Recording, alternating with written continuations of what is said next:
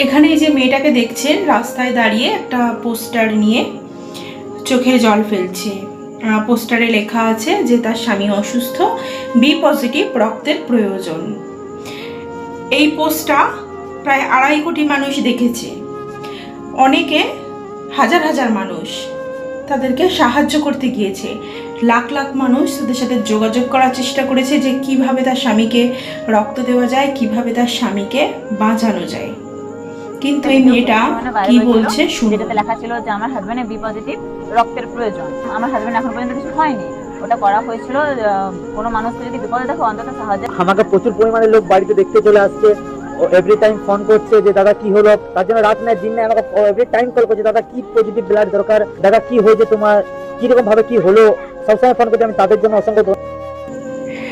সে বলছে এটা নাকি কোনো সিরিয়াস ম্যাটারই ছিল না, সে শুধুমাত্র পরীক্ষা করতে চাইছিল যে এরকম সিচুয়েশানে মানুষ মানুষের পাশে থাকে কিনা।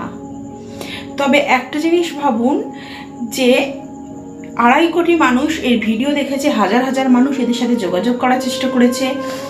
এর স্বামী বলছে তাদের বাড়িতেও নাকি লোকজন চলে গিয়েছিল যে কিভাবে তাদেরকে সাহায্য করা যায়। তাহলে কতগুলো মানুষকে এরা হয়রান করলো, আর তারপরে এসে কিনা বলছে যে এটা একটা বানানো ভিডিও ছিল। আচ্ছা, এরা কি এটা ঠিক করলো?